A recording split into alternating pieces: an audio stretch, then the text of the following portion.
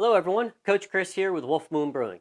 Today we're going to talk about creating a yeast starter using Dry Malt Extract or DME. You can pick that up from your local home brew store to make this. So what are you going to need? What items do you need to have to make your yeast starter? Well, you're going to need some Dry Malt Extract.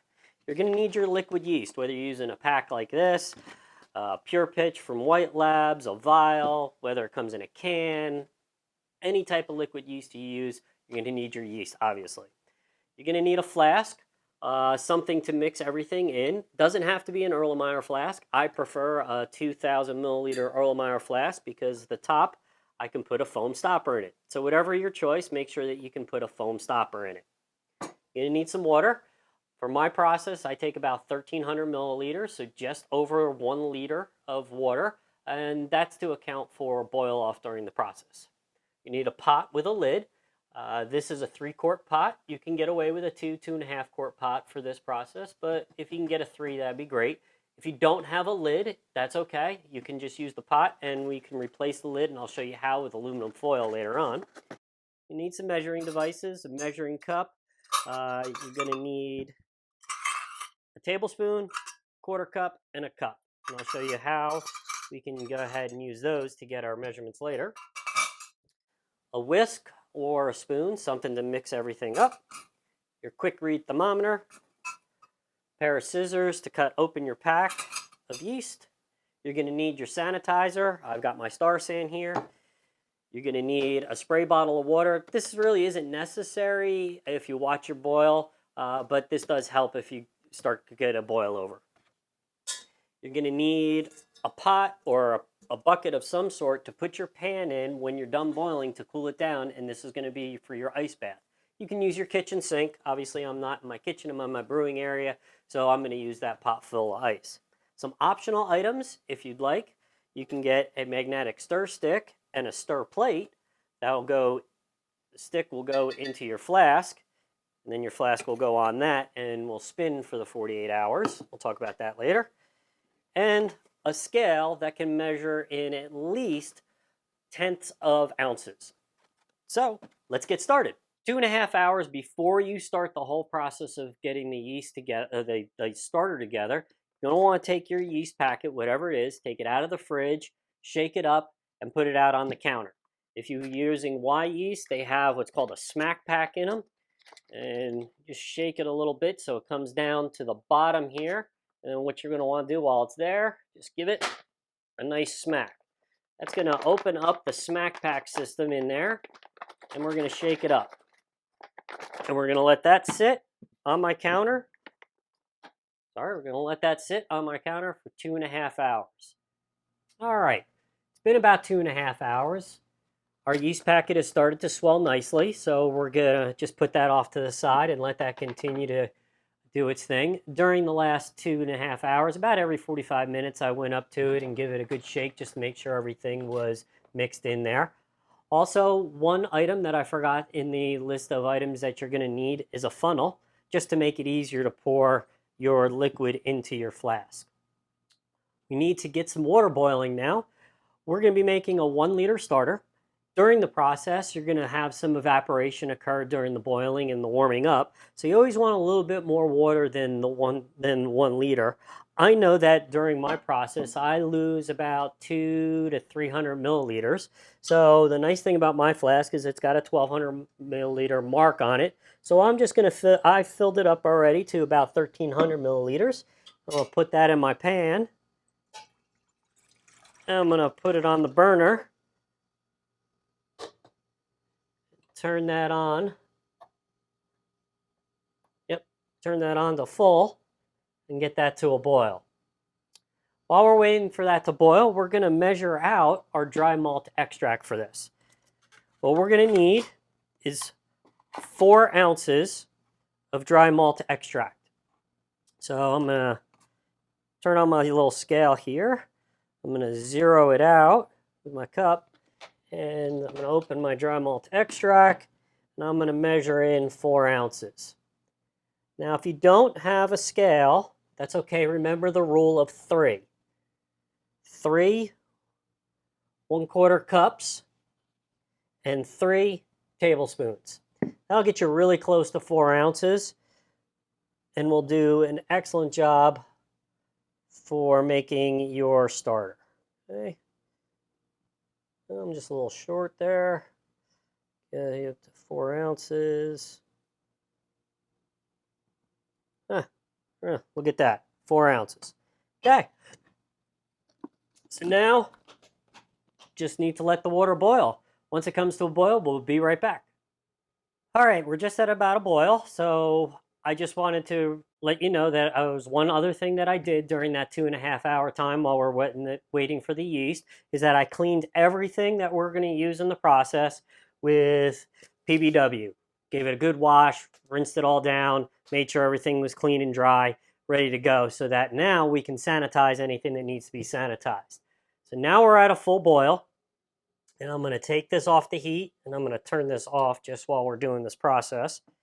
And now we need to take our dry malt extract and stir it into the hot liquid, into the boiling water. You want to take it off the stove while you're doing this because you don't want it to burn. You don't want the dry malt extract to sit on the bottom and burn. Also, as you're adding it, it will have a tendency to boil over. And boilovers of this on your kitchen stove are nasty messes that are hard to clean up.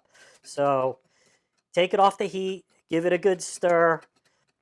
You'll see some foam. I don't know if you guys can see that on the camera. You'll see some foam on the top. But make sure it's all really well mixed in. If there's any left in your cup or whatever, dip it in there and get all that goodness into your pot. Okay, we're all mixed and good to go. Now we can put it back on the heat, and we want to bring it back to a boil. Okay. Now you want to watch this. The last thing you want to do is, as this brings to a boil, is to boil over. So we're going to keep an eye on this, and once it comes to a boil, we're going to let it go for 15 minutes. All right, we're now at a boil. Doesn't look like I'm going to have a boil over, which is good. Now I'm going to set my timer for 15 minutes. 15 minutes. During this time, I'm going to take our flask,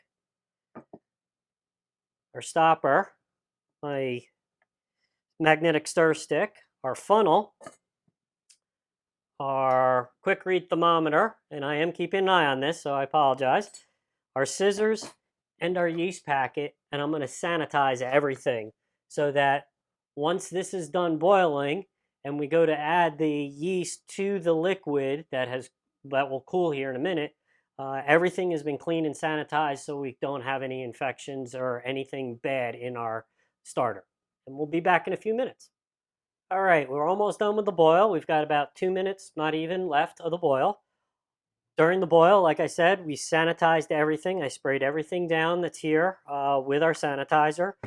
Star San is my sanitizer of choice.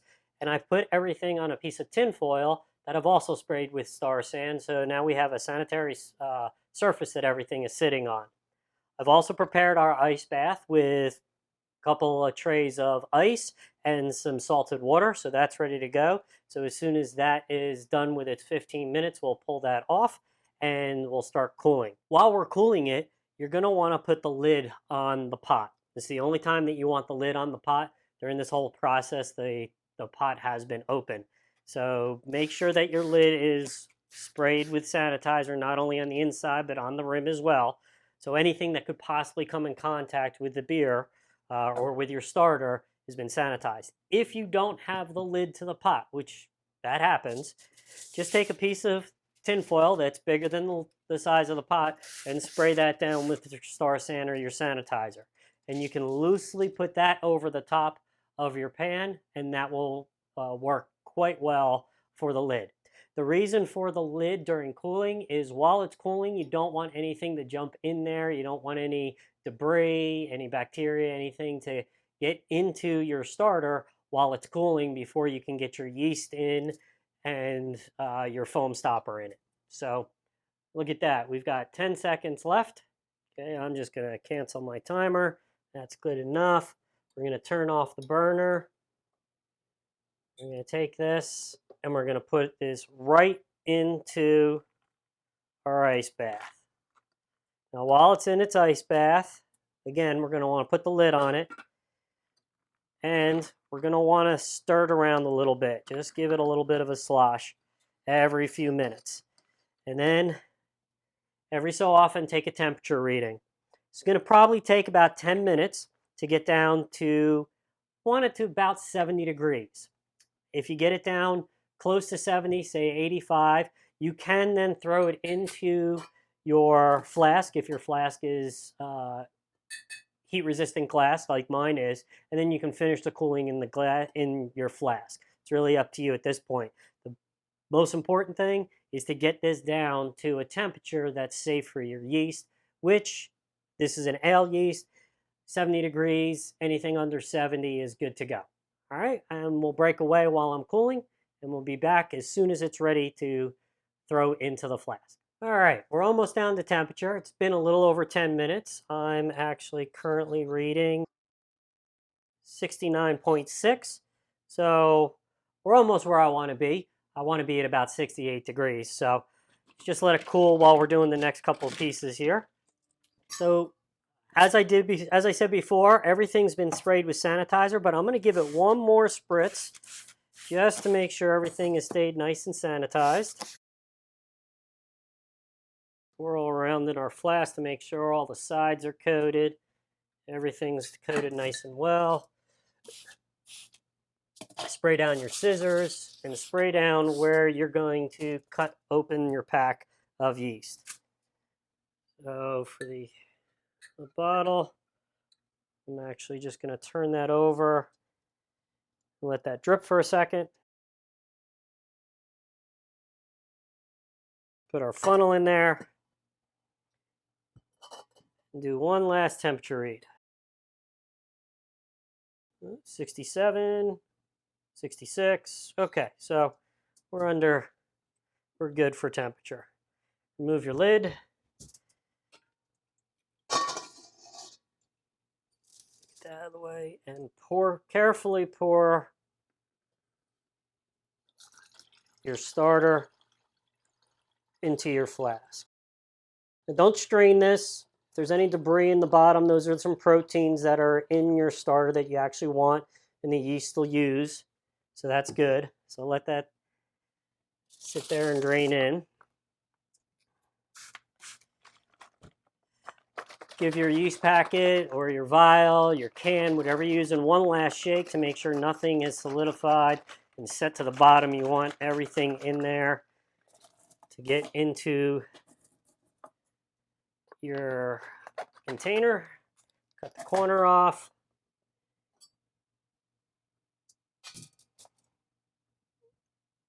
Pour the yeast in. Now, if you're going to use a stir plate, drop your magnetic stir stick in. Put your stopper on. Put it on your stir plate. Turn it on. That should get going in a second. If you're not using a magnetic stir plate, just put your stopper in it, and then every few hours go up to it and just give it a little bit of a shake and a stir. You want some splashing to occur, so you actually pull in some oxygen. The yeast actually needs oxygen at this phase of its process to do its thing. So splash it, give it a spin, and let it sit. You're going to want to do this for 48 hours. So do this process 2 days before you plan on brewing. During this time, you're going to want to let it sit at room temperature, 65 to 75, depending on your house, and keep it in a dark place. You don't want a lot of sunlight on it or any type of light on it. So keep it in a cool, dark place, and you'll be good to go. Really appreciate you watching. If you haven't already, go ahead and click the subscribe button down below to my channel. Click the bell to be notified anytime I post a new video. And hey, while you're down there, go ahead and smash the thumbs up button for a like. Remember, home brewing is really fun, but so is drinking responsibly. I'm Coach Chris, and we'll see you next brew.